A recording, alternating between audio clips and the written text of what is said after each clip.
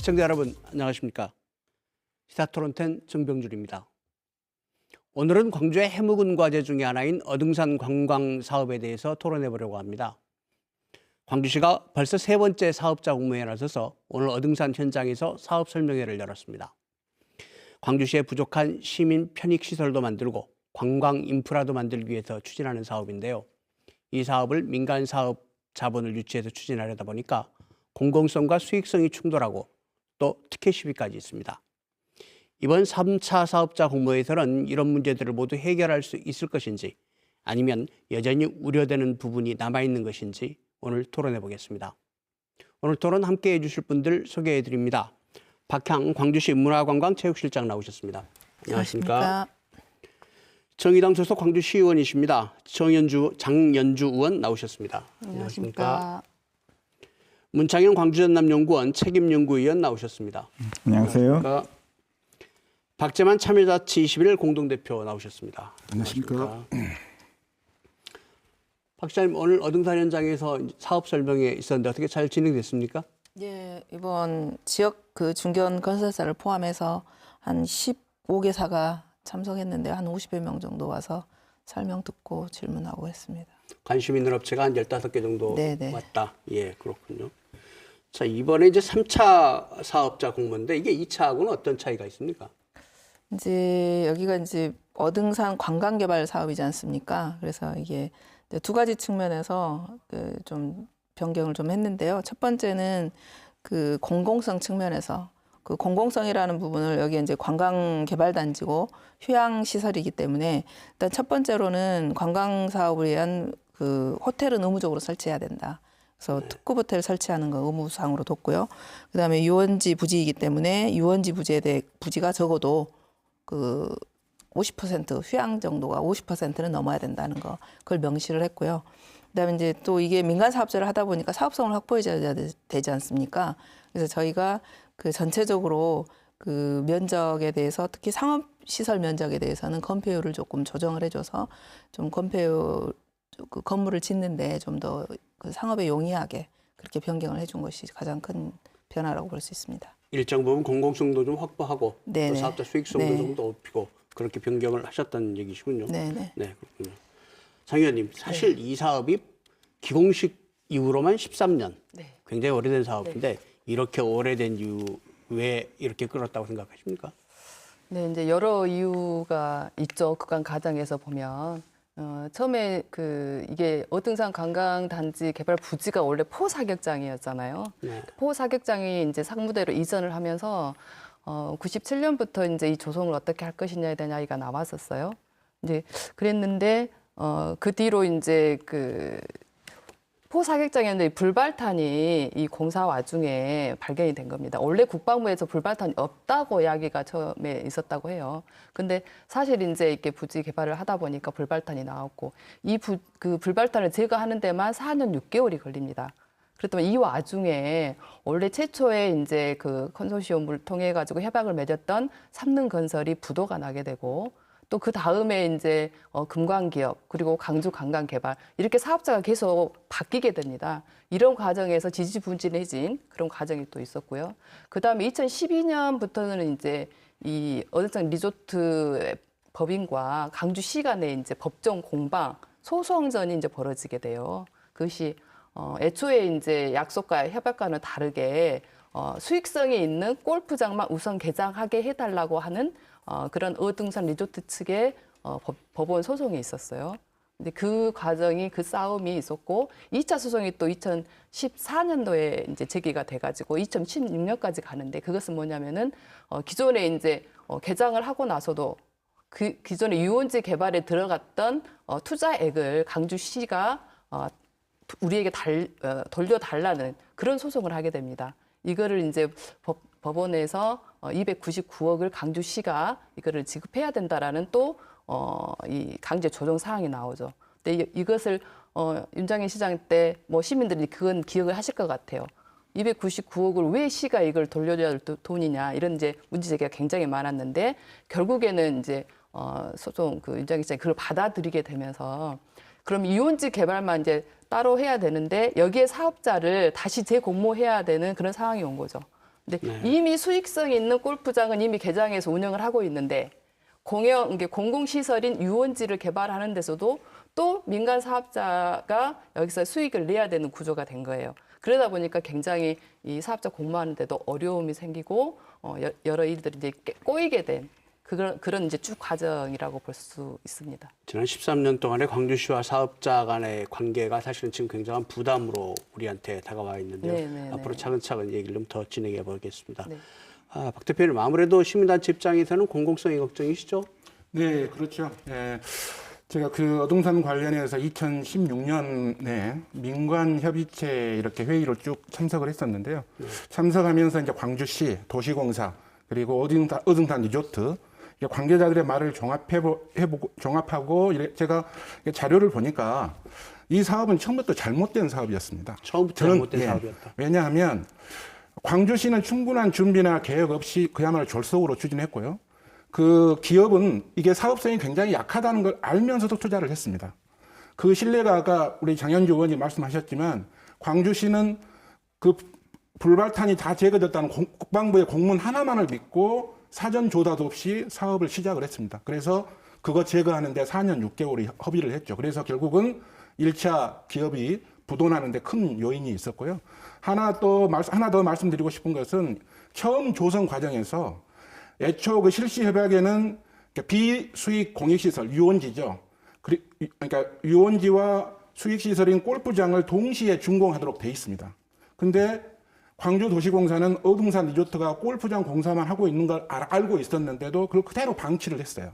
그리고 최종 관리 감독 책임이 있는 광주시도 역시 아무런 역할도 하지 않았습니다. 이런 것들이 여러 가지 요인이 있는데 아무튼 이런 문제들이 얽히고 섞여가지고 지난 13년 동안 표류하게 된 것이죠. 네.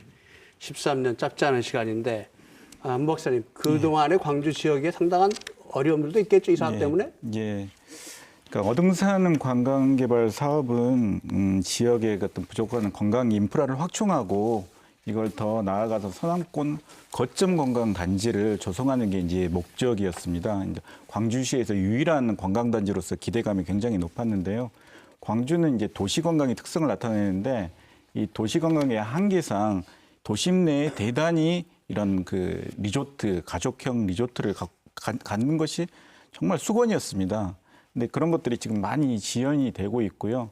저는 이것과 더불어서 더욱 안타까운 게 이렇게 사업이 점차 이렇게 지연이 될수록 새로운 갈등 구조가 계속 생겨난다는 것이죠. 예를 들면 뭐 대형 유통 이런 시설들 입점 반대랄지 또 개발 부지가 지금 계속 황폐화되고 있는데 거기에 사시는 주민들의 어떤 생존권이 위협받는다든지 이런 찬반 갈등이 계속 심화되고 결국에는 우리 광주 공동체가 이렇게 많이 분열되는 그런 안타까운 일들이 계속 악순환이 계속되었다는 게 정말 지금까지 사업도 안 되고 그동안에 시민들 마음만 서로 갈리고 그렇죠. 참 안타까운 사업인데요. 자, 일단 3차 공모에 대한 얘기를 좀 본격적으로 해보겠습니다. 실장님, 2차 때 안 됐던 사업자가 사실 선정됐는데 안 됐던 과정을 일단 설명이 좀 필요할 것 같은데요. 2차 때 주로 이제 저희가 먼저 이 어등산 관광단지의 구성에 대해서 좀 저희들이 네. 다시 한번 좀 생각할 필요가 있습니다.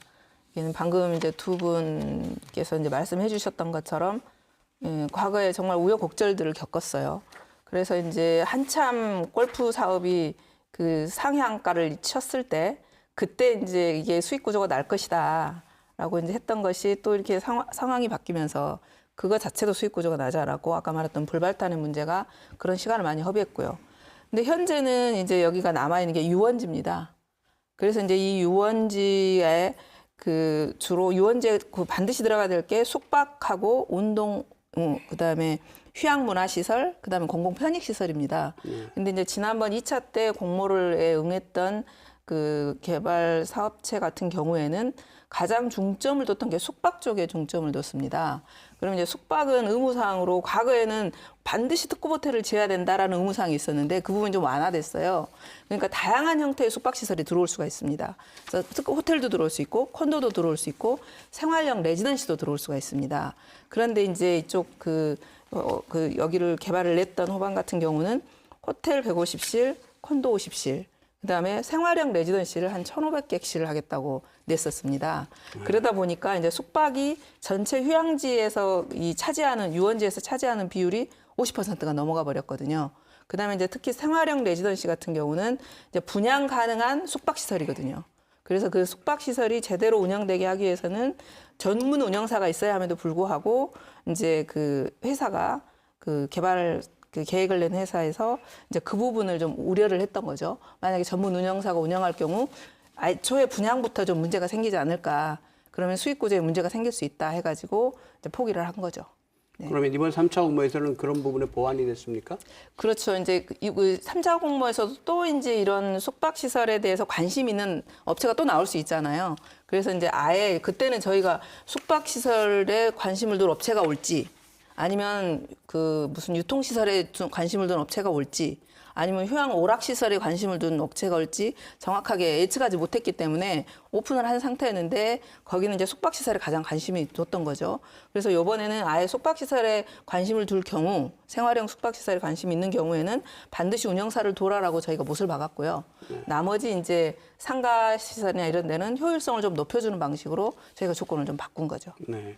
오늘 사업 설명회하는 현장에 15개 업체가 왔다 이렇게 말씀하셨는데 네네. 아직 뭐 공식으로 이렇게 낸 건 아니니까 일일이 밝히긴 네네. 곤란하실 것 같고 네네. 혹시 어떤 그분들의 그 전문 분야라든가 이런 건 어떻습니까? 이제 주로 제가 처음 말씀드렸던 것처럼 이제 중견 건설사들이 좀 많이 왔고요. 네. 제가 생각할 때는 오늘 꼭 원대만 관심이 있을 거라고는 생각하지 않고요. 저희들이 또 오늘 안 왔다 그래서 사업 계획서를 못 내거나 이런 건 아니거든요. 받는 건 아니니까. 네네. 그래서 예. 저는 또 오지 않더라도 관심 있는 분야나 뭐 업체들이 좀 있지 않을까 하는 생각을 해봅니다. 네, 개괄적인 설명은 대충 들은 것 같고 본격적인 토론에 좀 들어가 보죠. 장 의원님 지금 이 3차 공모 사업 어떻게 보십니까? 이대로 진행하면 좋은 겁니까? 어떻습니까? 3차 공모 사업에서 좀 이제 바뀐 것들이 있습니다. 그럼 이제 2차 공모 때 아까 말씀하신 대로 이제 호반건설이 들어와서 사실은 뭐 레지던스 호텔이라고 하는데 이거는 이제 그 생활용 숙박 시설입니다. 그러니까 분양 아파트하고는 다른 거죠. 그러니까 일반 호텔하고도 다른 거고요. 그래서 실제로 이제 수익을 내는 구조를 호반 같은 경우에는 분명하게 아파트 분양 사업을 하려고 했던 것이 좀 명확하게 보입니다. 그러다 보니까 분양만 하고 자기들은 빠지겠다라는 생각을 하고 있었던 건데 그러지 않고 숙박업이니까 숙박업에 충실하게 해야 된다라는 것을 알고 그에 대해서 이제 요구가 있으니까 그게 이제 빠지게 된 건데요. 이런 부분들이 명확하게 레지던스 호텔을 하려면은 정확하게 전문 운영사를 두고 운영을 해야 된다라든가 그런 규정을 만든 것은 잘한 일이라고 좀 생각이 좀 들고요.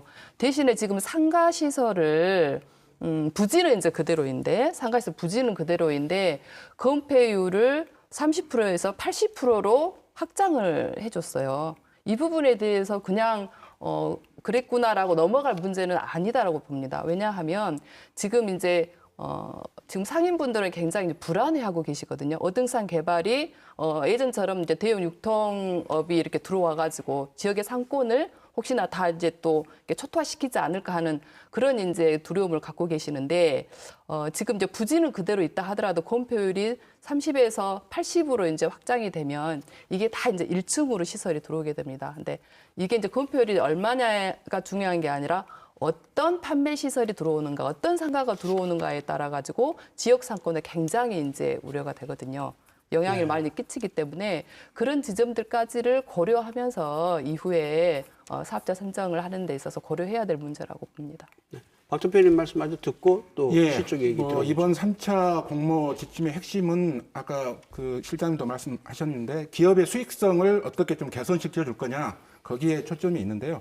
이번에도 역시 레지던트 호텔은 가능합니다. 가능한데 이제 그 호텔을 세워 가지고 그것을 단순하게 주거시설로 활용하면 안 되니까 특수 목적 회사를 설립을 해서 거기에서 관리를 해야 된다 이런 조건을 달았는데 그렇다 하더라도 여전히 그게 제대로 관리 통제가 될 것인지 실효성이 좀 의문이 되는 측면이 있고요. 장현주 의원님께서 말씀하셨는데 이번에 가장 크게 보면 상가부지 건폐율을 30%에서 80%까지 완화했습니다. 이것은 그 도시의 상업지역 이상이거든요. 굉장한 그 완화를 큰 폭으로 해준 겁니다. 그러면 이렇게 되면 그 굉장히 좀 과밀한 개발, 거기에 따른 어떤 난개발 이런 것들도 상당히 우려되기 때문에 과연 이런 부분들을 어떻게 통제할 것인지 이제 이런 부분들 그리고 또 그 개발 이익에 따른 어떤 사회 환원 그 부담금을 100억에서 50억으로 이렇게 기업 줄여들었기 때문에 기업의 어떤 부담들이 상당히 줄어든 거죠. 그래서 광주시는 이거 다 계산하면 약 그 611억 원의 어떤 수익성 개선 효과가 있어서 이번에는 기업체에서 상당하게 적극적인 반응을 할 것이다 이런 걸 아마 기대하고 있는 것 같습니다. 마땅히 지금 2차 사업자 공모 조건으로는 할 만한 사업자가 없을 것 같아서 지금 광주시가 조금 조건들을 바꾸신 것 같은데 이 판매 시설 늘어나는 데 대해서 가지고 있는 걱정 어떻게 설명하시겠습니까? 이제 그 부분은 저희가 2차 때도 그렇고 1차 맨 처음 공모 낼 때 특히 이제 아까 시민협의체 중소상인 보호하는 측면에서 했었을 때 이미 전임 시장님 때 가장 그 마지노선으로 결정했던 게 이제 상업시설 면적입니다. 그래서 그 면적 부분은 저희들 시장님 이용섭 시장도 새로 취임하셔서 절대 중소상인들에게 그런 영향을 줘서는 안 된다. 그래서 상업 면적은 절대 손대지 않습니다. 그리고 다만 아까 여기가 이제 유원시설이고 관광단지지 않습니까? 그래서 그런 관광단지가 효율화되기 위해서는 우리가 지난번에 2차 공모 때 그 제출했던 사업체가 아무래도 이제 주택개발세 회사다 보니까 이 숙박시설에만 너무 집중을 하고 있어요. 그러면 실제 여기 관광단지에서 핵심은 숙박은 이제 호텔이 됐든 뭐 콘도가 됐든 짓는 거고요. 이제 어떻게 하면 관광객들이 찾아올 수 있을 만한 재미있는 거리, 볼거리, 뭐 이런 것들을 만들어줄 건가, 살거리, 볼거리, 뭐 즐길 거리들을 만들어줄 건가에 대한 관심이거든요. 그래서 그렇게 하는데 하나 유인책 수준에서 최소의 범위를 저희들이 좀 유지한 거고요. 그 다음에 지난번 중소상인들과 협의한 사항, 뭐 상품 품목 이런 부분도 그대로 유지하고 있습니다. 그래서 그 부분은 지금 민선 7기에서도 그걸 가장 1번으로 내세우고 있습니다. 중소상인 보호를. 그래서 그 부분은 저희들이 절대로 손대지 않는 거라는 거를 원칙으로 뒀고요. 그다음에 이제 다양하게 이런 그 휴양 오락시설이나 이런 것들까지 구사할 수 있는 여건을 어떻게 마련할 것인가 이거에 좀 더 방점을 줬다고 보시면 되겠습니다. 판매 시설 부분을 조정하시면서 지금 광주 지역의 중소상인들하고 이미 상의를 하셨단 말씀이십니까? 이제 전체 면적은 이미 상의를 했기 때문에 그거는 변화가 없기 때문에 별도 상의는 한 건 아니고요. 실제 전체 상업이 이루어지는 면적은 똑같습니다. 상업 부지가 똑같다 하더라도 지금 네네. 건폐율이 30에서 80으로 늘어나는데 굉장히 이제 다른 효과가 있습니다. 왜냐하면은 지금 이제 호반 같은 경우에도 상업시설 부지에 1, 2, 3층으로 상가를 이렇게 짓는 거거든요. 건폐율 30%면. 근데 1, 2, 3층을 1층으로 다 내리는 겁니다. 그러면 대규모의 굉장히 그 판매시설이 넓어지게 되는 거죠. 그래서 굉장히 면적은 차이가 없습니다. 면적은 차이가 네. 없다 하더라도 그 차이가 굉장히 큽니다. 그 건폐율에서 차지하는 원통 그 상가가 굉장히 그 조성하는 그 붐 자체가 굉장히 다를 거라는 것이고요. 그래서 그때 이제 윤영현 시장 때도 이 그 대책위 분들하고 만약에 상가 시설에 어떤 변화가 있을 때는 협의를 한다라는 구두 약속을 하셨었어요. 근데 전혀 이야기가 없이 이제 이렇게 되면서 이제 오늘 그 상임분들이 시에 이제 오셨는데 이게 이제 굉장히 우려가 돼서 한번 좀 면담이 필요하다 이런 말씀을 하시더라고요. 그 부분은 저희들도 가장 그 신경을 썼던 부분이고요. 그래서 네. 상인들에게 그런 뭐 피해를 주거나 이렇게 했다면 저희들이 면적 부분을 손을 아예 자체를 대질 않았잖아요.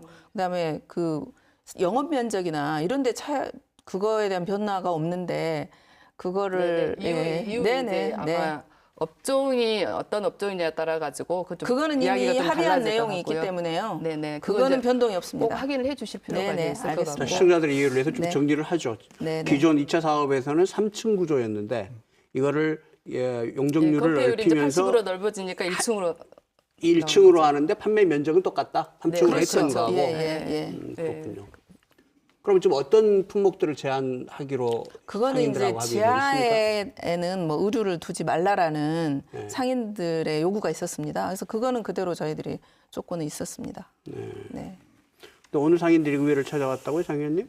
네네. 사실은 이제 오늘 뭐 다른 일로 오셨었는데 이에 대한 걱정을 많이 이제 하시는 면담이 좀 있었습니다. 그리고 이제 하나 맹점이 그거죠. 이번에 지금 뭐 이제 3차 공모인데 공모 지침에는 그런 것들을 다 명기할 수 없기 때문에 상인들은 불안할 수가 있는 거죠. 네, 네, 그렇죠. 지침에 명기하셨지 않습니까? 아, 협약 안에 있습니다. 협약이요? 예, 아니, 협약 그대로. 지침사네요. 근데 어떤 그러니까 뭐 의류 상품은 1층에 들어가지 마라. 뭐 그런 것까지는 아직 그거 딱 하나만 있습니다. 그 이전에 패션 상가가 들어가지 않는 거. 그거 하나만 지금 들어가 있고 나머지 이제 업종은 어떻게 될지 모르는 거죠. 네. 그러니까 3층이던 걸 1층으로 넓은 면적으로 해주는 건 뭐 때문인가요? 건축비를 줄이기 위한 것입니까? 아닙니다. 그거는 일반적으로 거기는 상가 시설은 어쨌든 장사가 활발하게 되게 하는 거잖아요. 네. 그래서 2층으로 올라가는 것보다는 좀 옆으로 퍼졌을 때 상가 분양가가 아무래도 그런 분양가가 접근성이나 뭐 이런 달라지죠. 것들이 훨씬 네네. 소비자들이 가서 뭐 오르락내리락 하는 것보다 네. 1층으로 쭉 있는 게 훨씬 네네. 이용하기 편리할 것 같습니다. 네네네. 뭐 건축비도 건설비도 혹시 건수도 그렇고 적게 들어갈 또 수도 있고요. 이용하는 그 고객들도 훨씬 더 편하죠. 편하죠. 그러겠죠. 예. 그 제가 2차 공모 때 사실 그 이제 자문위원회 그 회의를 들어가서 한번 이제 꼼꼼하게 본 게 있어요. 보면서 이제 지금 뭐 상가시설이라든가 레지던스 호텔이라든가 이런 데 대한 이제 그 중심이 많이 이제 눈이 가다 보니까 다른 것들을 많이 이제 이야기가 안 되고 있는데 제가 그때 걱정스러웠던 것 중에 하나가 뭐였냐면은 어등산 밑에 이제 관광단지잖아요. 그런데 실제 레지던스 호텔을 20층짜리를 짓겠다라는 그 계획서였거든요. 근데 당초 계획에서는 여기에 숙박시설이 5층 이상이 들어가지 않는 것이었어요. 당초 계획에. 근데 호반이 냈던 것은 호텔이 이제 20층 구매 이런 거여서 경관 문제도 굉장히 그 면밀하게 봐야 되는데 이게 굉장히 이제 걱정스럽다라는 많은 분들의 그 이야기가 계셨어요. 근데 그런 지점들이 이제 주목을 받지 않는 것이 이제 저는 문제 제기를 좀 하고 싶었던 거죠. 그래서 이번 3차 때도 이제 그런 것은 전혀 고려가 좀 안 되고 있어서 걱정이 되는 측면이기도 합니다, 사실. 이제 그런 부분은 아마 이제 우선 협상 대상자가 선정이 되면 저희 협상 과정에서 네, 그 부분은 네. 반드시 짚고 나갈 겁니다. 네, 네. 그래야 그럼 될 경관 네네. 부분에서 높이를 어느 정도로 제한한다 이런 규정은 없습니까? 뭐 그거는 아직은 없는데요. 네. 관광단지 안에 이제 저희들이 일단 사업 계획서가 제출이 되면 그런 부분 이제 법률 그다음에 이제 건축 뭐 이런 다양한 행정 분야의 전문가로 평가위원회를 구성하도록 돼 있습니다. 근데 그래서 그 제가 안에서 이번 이제 공모 평가가 될 과정에 겁니다. 저는 여기가 이제 그 비행안전 제6구역으로 고도 제한 확인이 필요하다 이렇게만 되어 있어요. 네. 근데 명확하게 이 공모를 낼 때 몇 층 이상 혹은 몇 미터 이상 안 된다 이 규정을 해줘야 이후에 분쟁의 소지가 없거든요.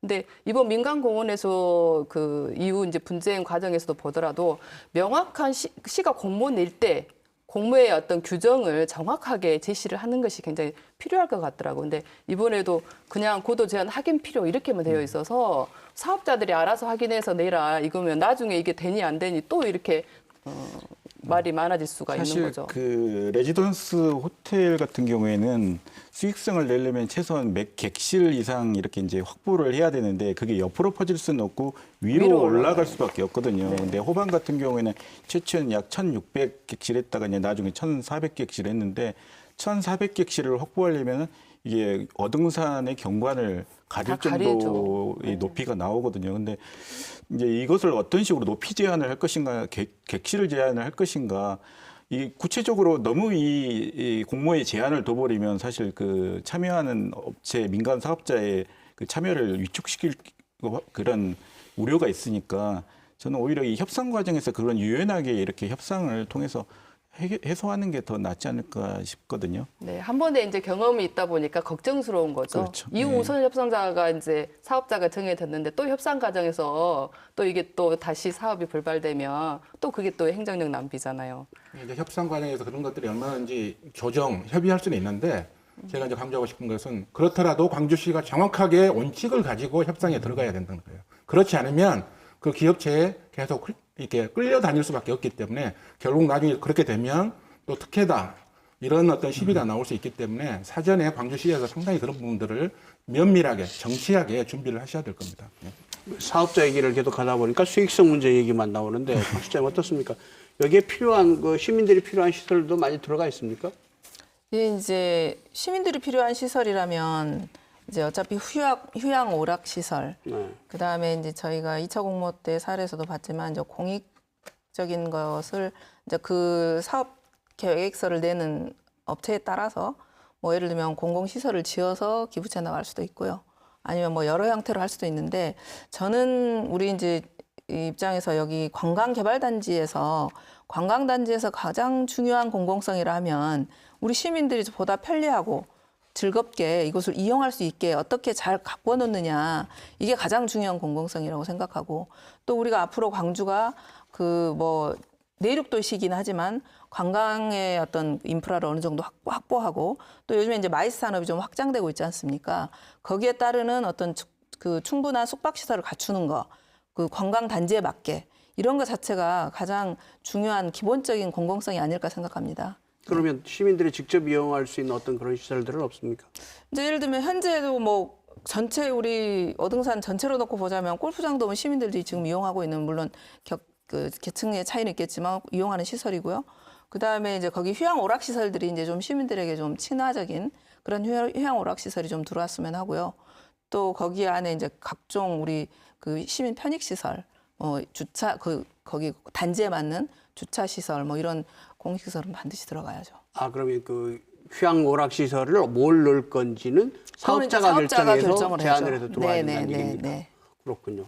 그러면 앞으로 그런 사업자들이 제안이 들어오면 향후에 이 사업자를 결정하는 이런 절차들은 어떻게 진행해야 합니까? 아, 그 사업자는 그래서 저희들이 이제 우선 협상 대상자로 선정이 되면 그런 그분들이 아마 계획을 낼 거예요. 예를 들면 어떤 업체는 우리가 직접 운영하겠다. 아니면 어떤 업체는 뭐 별도의 또 수탁자를 정해서 하겠다. 이제 이런 다양한 방식을 내겠죠. 그러면 그게 과연 사업성이 있는지 실현 가능한 건지 이거를 이제 우선 협상 대상자 협상 기관에 결정하는 거죠. 판단하는 거죠. 이렇게 계획 상당 부분을 사업자가 낼 수 있도록 했던 사례가 있나요, 광주시에?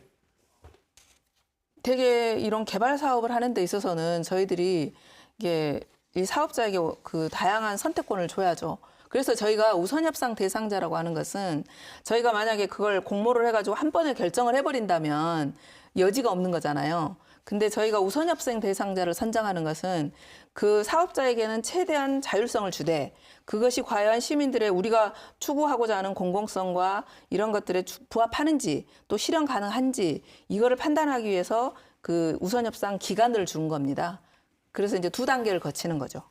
박 대표님, 이런 식의 사업 추진 방식은 어떻게 생각하십니까?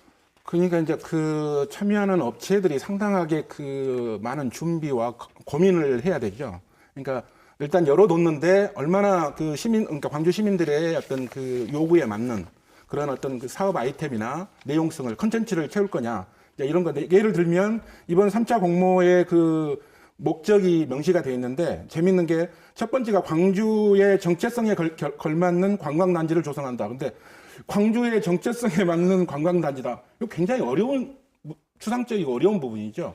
그래서 이제 과연 이걸 업체들이 얼마나 창의적으로 좀 그 아이템을 만들어낼 것인지 이런 것들을 일단 광주시는 좀 열어놓은 거죠.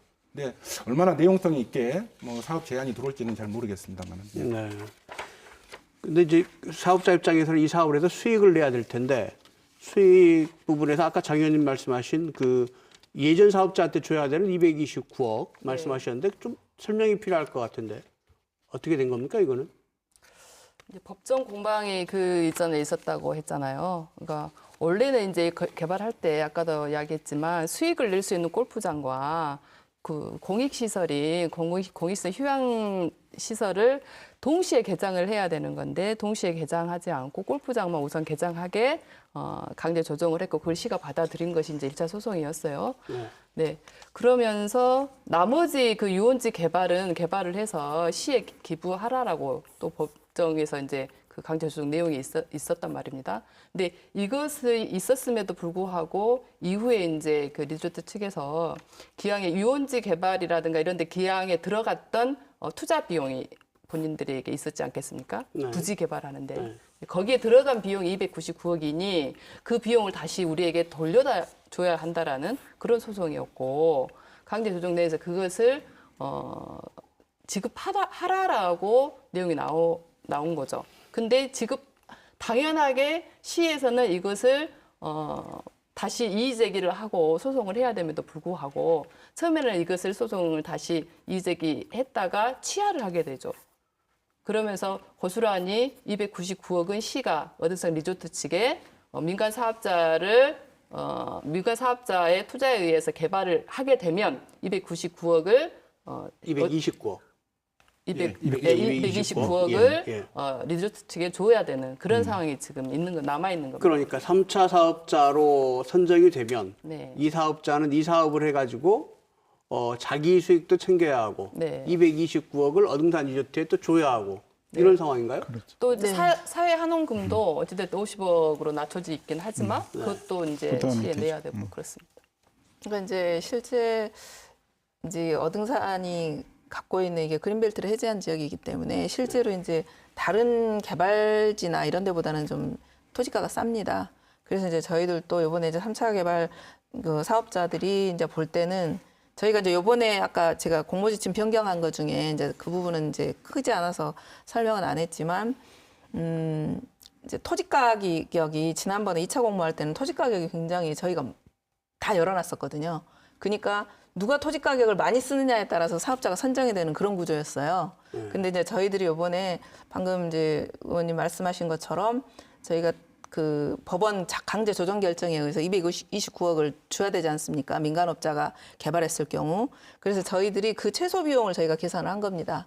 그래서 이제 되돌려줘야 될 금액, 그다음에 공시지가를 산정하고 그다음에 그 공시지가의 이상을 쓰면 기본 점수를 주는 걸로 해놨거든요.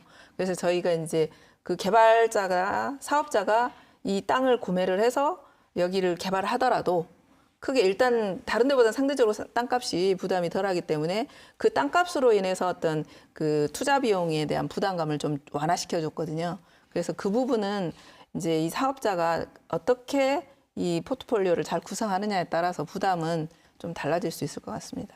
네. 민선 6기 때 이 결정할 때 굉장히 그 언론이나 시민단체 쪽에서 강하게 항의를 많이 했던 걸로 기억을 네네. 하는데 민선 5기 때 이미 그 사업자가 골프장을 개장한 조건으로 해서 땅을 기부 체납하는 걸로 결정이 났는데 그걸 다시 이건 뭐 법원의 조정 과정을 거쳐서 229억을 주도록 결정을 했다. 그러니까 지금 이게 사실은 이 사업에 상당한 부담이 되고 있는 건 아닐까요? 어떤 사업자라도 사업 계획을 세워서 그걸 다 부담해야 된다고 생각한다면 상당한 수익성이 필요한 사업이 될 것 같은데. 전체 사업 이게 규모 방법이 없는 겁니까? 그대로 그냥 수용해야 되는 건가요? 전체 사업 규모로 따지면 네. 이제 사업자에 따라서는 이제 어떻게 받아들일지는 모르겠습니다. 근데 이제 그 비용 때문에 이거 자체 사업에 이제 그 부담을 많이 갖는다라기보다는 이제 이 한정된 그 부지 안에 그다음에 한정된 그 의무 사항이 또 있지 않습니까?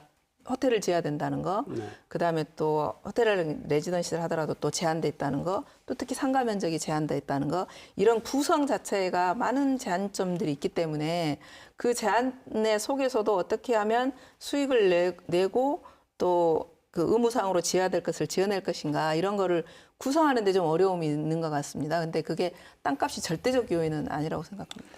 근데 이제 그 어등산 관광 개발이 저는 다른 개발 사업에 비해서 상당히 어려운 것 같아요. 이 뭐 민간 수익성도 따지고 공공성도 확보해야 되는 이 두 마리 토끼를 잡아야 되는데 사실 어등산은 더 어려운 것 같아요. 그러니까 이게 이제 뭐 229억도 확보해야 되고 자신들의 수익성도 찾아야 되고 사회 환원금도 이렇게 부담을 해야 되기 때문에 그러니까 기업에게 너무 이제 공공성만을 강요할 수도 없는 노릇이고 본인들도 이제 이윤을 추구하기 위해서 그런 사업을 참여를 하기 때문에 이 수익성과 공공성을 조화시키는 게 어등산은 정말 이 다른 사업 사례하고는 좀 비교하기 어려울 정도로 어려운 점이 있습니다.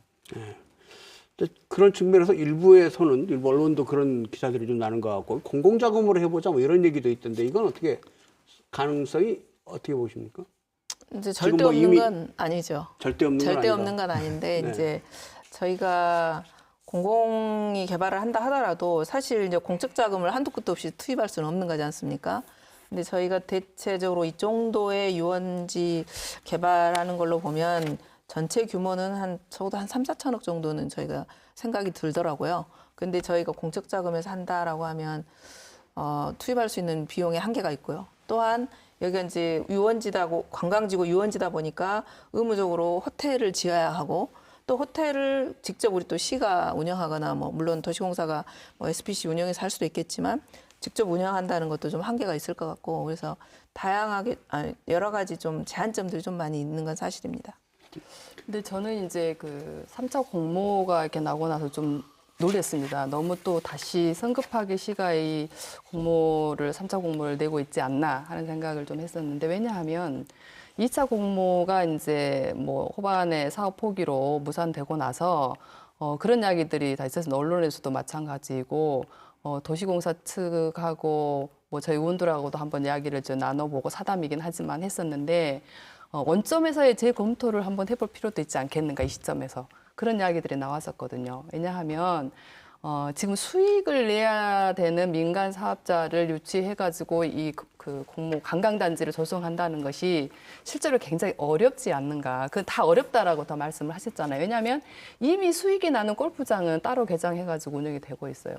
유원지는 그냥 공공 유원지, 시민들을 위한 휴양시설로서의 부지에 지금 다시 어떤 수익성을 내려고 하다 보니까 그 자체가 굉장히 무리수를 두게 되는 거죠. 그래서 대형 유통업을 뭐 유치하려고 해봤다가 또 혹은 뭐 아파트 분양 같은 어떤 숙박 시설이 이제 들어오겠다고 해봤다가 이런 것이 이제 자꾸 이제 반복이 되다 보니까 이게 좀 어느 정도 이제 정리가 좀 돼야 될 필요가 있는데 그것이 좀 규모를 줄여서 우리 시민들이 그야말로 시민들의 심해 공간 그리고 아이들의 어떤 학습 체험의 공간 이렇게 좀 시민을 위한 공간으로 공연 개발을 고민해 보면 어떻겠는가에 대한 이야기 이것을 좀 민간이 좀 시민들과 머리를 맞대면 방법이 나올 수 있지 않겠는가 이런 이야기들을 하고 있었단 말입니다. 네. 그런데 이제 3차 공모가 이제 거의 비슷하게 또 사업자들의 어떤 수익성을 높여주는 방향으로 해서 이렇게 오다 보니까 좀 더 좀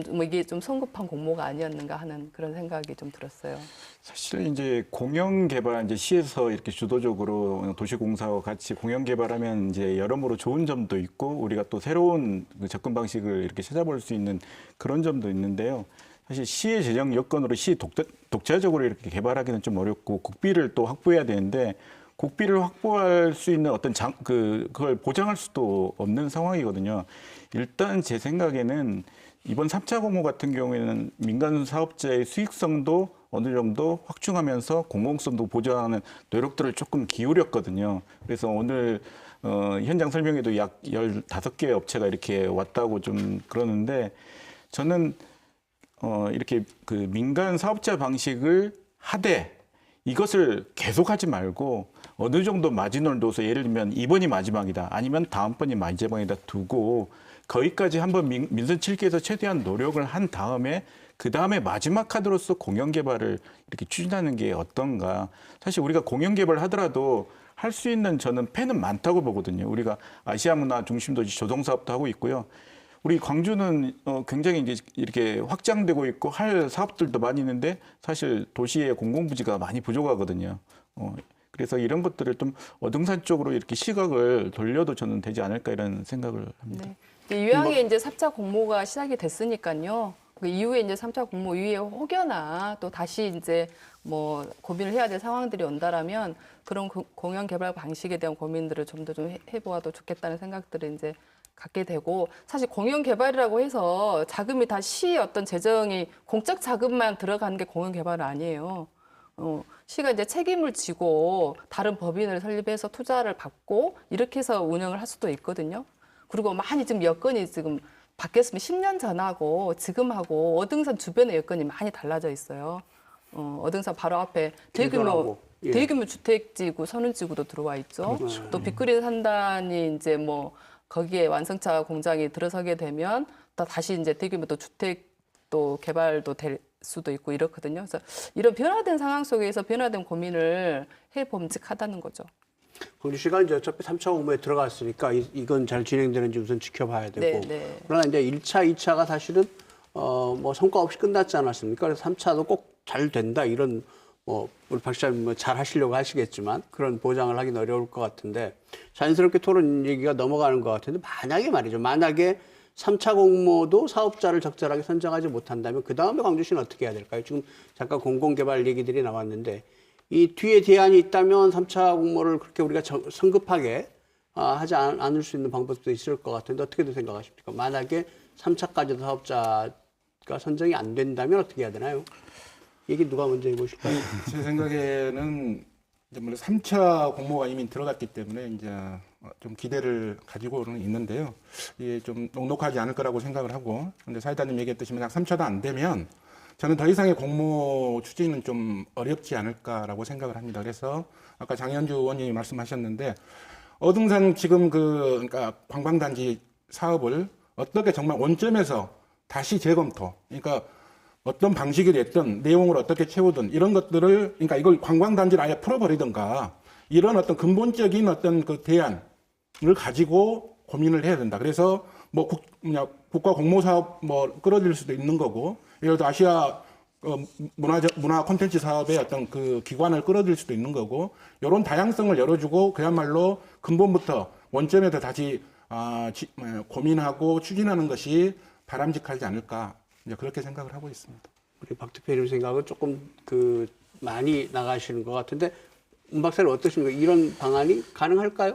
예, 물론 이제 우리가 이제 시각을 높이면 얼마든지 이제 다양한 방안을 이제 모색할 수는 있는데, 일단은 그래도 가장 손쉽게 접근할 수 있는 방안이 이제 대부분 민간 사업자 방식을 이제 우리가 추진할 수밖에 없는데요. 근데 제 생각에는 3차 공모에서 못을 박지 말고 최소한 저는 4차까지는 가면 어떨까? 왜 그러냐면 저는 1차, 2차의 경험이 결코 헛된 경험이 아니라고 보거든요.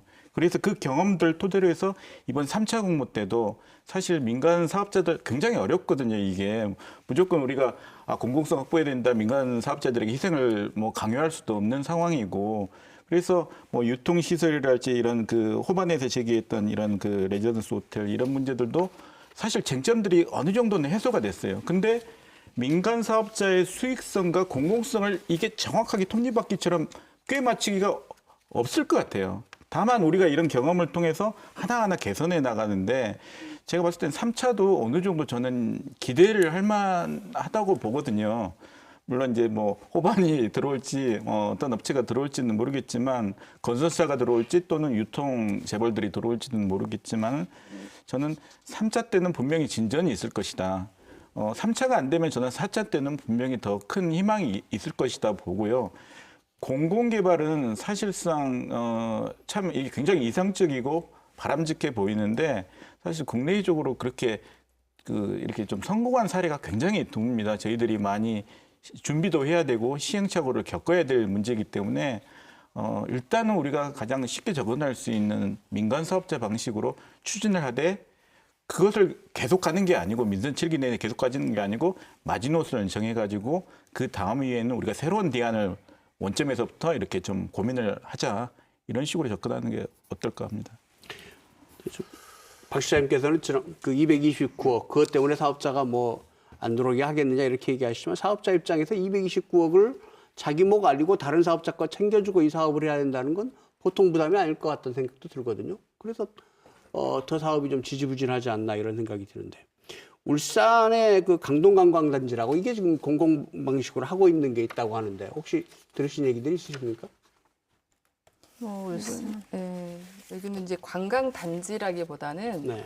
학생 체험 시설을 공연 개발로 만든 시설이에요. 그러니까 규모는 작지만 굉장히 좀 뜻깊은 게 뭐냐면, 이 울산시에서 부지는 제공을 하고요. 네. 여기에 이제 울산 현대자동차가 이 건립이라든가 이런 것들을 이렇게 책임을 져주는 겁니다. 그리고 이제 그 이후의 운영은 이 체험학습 기간 그 시설이기 때문에 아이들의 이제 안전 체험관을 만드는 거예요. 여러 가지 다양하게 뭐 가족들과 함께 여러 가지 프로그램도 할 수 있고, 그래서 그 운영 자체는 이제 다른 운영사가 하겠지만 시와 기업체가 함께 이렇게 공연 개발로 공익 시설을 시민들을 위해서 만들어 준다라는 그런 유의미한 그런 이제 사례라고 볼 수 있죠. 현대자동차가 예. 우리 지역은 그럴 만한 기업이 당장 안 보이는 게 좀 아쉬운 대목이네요. 아니 그렇군요. 실상 뭐 2차 공모 때도 그런 아쉬움을 이야기하신 분들도 계셨습니다.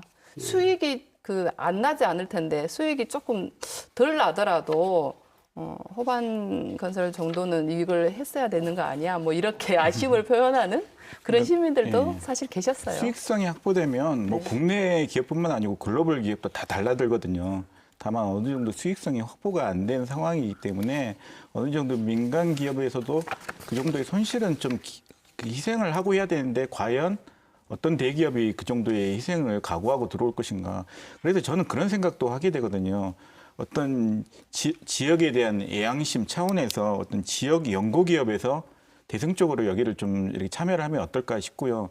3차 공모도 조금 더 시간을 더 두고 우리가 충분히 지역 연구기업, 향토기업에게도 충분히 마케팅 작업을 하고 홍보 작업을 하고 설득 작업을 한 다음에 그다음에 3차 공모를 조금 진행했으면 어떨까라는 생각도 들거든요.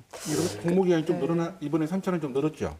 아니죠. 지난번보다. 원래 이제 3개월 정도를 줍니다. 그래서 저희가 이번에는 특히 이제 그 부분은 방금 박사님 말씀해 주신 대로 그 부분도 많이 염두를 두고 있습니다. 근데 그러니까 이제 아까, 이번에 좀 제가 여쭤보고 싶은 게 이번에 그 3차 공모하면서 이제 못 박았던 게 중요하게 5성급 호텔을 지어야 한다. 이걸 의무사항으로 이렇게 뒀어요. 그 이유가 이제 아까 말씀하신 대로 관광단지니까 이렇게 설명을 하셨지만 관광단지라고 해서 5성급 호텔을 이렇게 지어야 될 이유는 없거든요. 숙박시설을 그냥 작게든 크든 지으면 되는 거예요. 네, 근데 맞습니다. 이렇게 의무사항으로 이렇게 넣어 있기 때문에 이게 사실 5성급 호텔 가지고는 수익이 나지 않는 수익시설이라고 볼 수가 없다라는 것 때문에 이에 대해서 또 만회하기 위한 어떤 또 수익성 있는 어떤 것을 사업자 입장에서 해야 된단 말입니다. 그래서 그럼에도 불구하고 이것을 넣은 이유. 이제 그 부분은 아까 이제 대표님께서도 이제 안 된다면이라는 가정을 하시고 이제 많은 말씀을 주셨는데 원점이라고 더 원점으로 돌아간다 하더라도 저희가 완전하게 처음에 이게 개발되지 않았던 상태로 돌아갈 수 없는 건 명확합니다. 여기는 그린벨트를 해제해서 관광 시설로 만든 거기 때문에 그거 자체가 흔들릴 수 없는 그런 기본 시작점이 있거든요. 그 다음에 또 하나는 우리가 어등산을 바라볼 때 이 어등산 하나만을 놓고 바라봐서는 안 된다고 생각해요. 아까 많은 시대 상황도 시간이 지나면서 상황이 변한 것처럼 우리 광주가 주요 우리가 먹거리로 발전해야 될 많은 것 중에 하나가 또 마이스 산업이 지금 커져가지고 있지 않습니까? 그래서 저희들이 컨벤션도 지금 늘리려고 하고 있고요.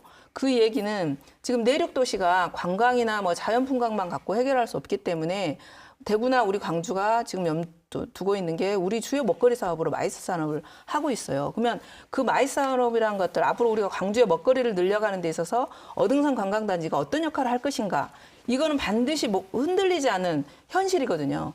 그래서 그런 부분들은 반드시 못을 박아놓고 그 다음에 어등산 관광단지가 어떻게 최선의 방법을 찾아갈 것인가 이거에 대한 고민을 우리 집행부를 할 수밖에 없습니다.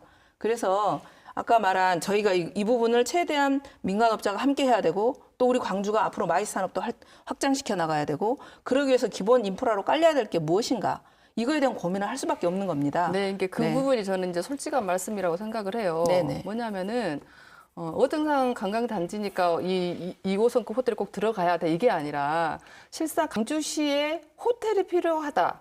특급 호텔이 네, 필요하다는 특급 호텔이 여론이 필요하다는 많- 이야기들이 예. 계속 있어 왔고 그러면서 이제 뭐 여기에 세워볼까 저기에 세워볼까 하다 계속 막힌 거죠. 뭐 기억하시겠지만 지금 뭐 신세계 그 쇼핑몰과 함께 특급 호텔을 유치하려고 윤정희 시장 때 하셨다가 예. 그게 이제 막혔잖아요. 광주시청 바로 옆에 하겠다는 그런 네네. 계획도 그러면서 있었고. 굉장히 이제 예. 상가시설도 왜냐하면 호텔만 들어가면 또 장사가 안 되니까 수익성을 위해서 거기에 쇼핑몰까지 이렇게 들어갈 수 있게 허락을 해줬단 말이에요. 그것에 또 반대에 이제 부딪혀가지고 호텔 건립이 이제 안 됐죠. 그러다 보니까 어등산 개발 단지에 호텔을 넣자. 이게 지금 이렇게 된 겁니다. 그래서 그러다 보니까 이게 또 전제 조건이 되었기 때문에 사업자들 입장에서는 이 호텔을 꼭 지어야 되는 의무 사항이 되어서 또 이것이 또 하나의 사업자들에게는 꼭 고민거리가 될 수 있다라는 거죠. 예. 저는 자, 이제 토론을 정리해야 갈 시간이 다 돼가는데 지금 사실은 사업자들이 사업 계획을 제출하지 않은 상황이다 보니까 정확하게 토론이 지금 어떤 얘기로 방향을 가야 될지 그 내용이 좀 그런 것 같아요. 앞으로는 어떻게 이제 제출하면 그 다음부터는 누가 심사를 해서 어떻게 결정을 합니까? 앞으로 과정은 어떻게 진행이 됩니까? 이제 제출을 받으면 저희가 이제 실무자선에서 가장 기본적인 거 뭐 요건은 갖췄는지만 저희 실무자가 판단을 하고요. 네. 그다음에 이제 저희가 운영 평가위원회를 아까 말씀드렸던 전문가들을 중심으로 평가위원회를 구성해서 평가위원들이 평가를 하게 됩니다. 그럼 평가위원회는 구성돼 있습니까? 아니 이제 곧 할 앞으로 할 겁니다. 겁니까? 네, 네. 예. 그럼 거기서 중요하게 볼 항목들은 어떤 것들이 있습니까? 이제 아까 말한 대로 거기가 제출한 사업 계획서가 과연 타당성이 있는지, 사업성 본인들이 사업성을 어떤 거는 내겠다고 했는데 그거는 맞는 건지, 방금 아까 의원님 지적하신 대로 뭐 이런 고도 제한이나 이런 거는 법적 하자는 없는 건지, 뭐 이런 다양한. 그다음에 아까 뭐 돈 주기로 했던 거 우리 여기서 지원해야 될 거, 그다음에 또 공익성을 뭐 담보하겠다고 했던 거, 뭐 이런 부분들을 전부 체크하는 거죠. 네. 의원님 사업을 진행함에 있어서 특별히 당부하시고 싶은 얘기 있으면 한 말씀만 하시고 토론 정리하겠습니다. 네, 저는 그 어등산 관광단지가 원래 이제 포사격장으로 쓰던 거를 그동안 이제 그 굉장히 그 우리 자연이 많이 훼손되고 하는 그런 이런 아픔의 공간들을 다시 생태적 복원과 함께 우리 시민들에게 어떤 휴양시설을 돌려주자. 이게 참 출발이었다고 생각을 합니다. 근데 이게 이제 어떤 사업자들의 어떤 수익성을 생각하다 보니 골프장에 들어서고 이런 과정에서도 충분히 어등산 개발이 이렇게 가는 게 맞아 하는 그런 물음표들을 다 가지고 있었단 말입니다. 그래서 저는 지금 남아있는 지금 15%밖에 안 남아있거든요, 사실. 다 부지에? 골프장에 버리고. 네, 다 네. 골프장에 쓰고 쪽이 15%밖에 없는데 여기마저 어떤 사업자의 수익성이 우선 된다라는 거는 저는 시민들에게 좀 예의가 아니지 않나 하는 생각이 좀 들어요. 그래서 저는 보다 많은 시민들이 아이들과 함께 어떤 심의 공간 그리고 학습의 공간 거기가 이제 어등산 의병도 굉장히 유명하잖아요. 그런 역사 체험관 이런 것들이 같이 좀 들어서는 그런 개발이 좀 되어야 되지 않겠는가 그런 생각합니다. 네, 말씀 이런 얘기들 잘 담아서 방차 사업자 공모 잘 진행하시기 바랍니다. 오늘 토론해 주셔서 고맙습니다. 예. 네, 오늘 새로운 사업자 공모에 나선 어등산 관광사업단지에 대해서 토론해봤습니다. 시는 공공성을 지켜야 하고 사업자는 또 수익을 내야 하고 참 쉽지 않은 문제입니다.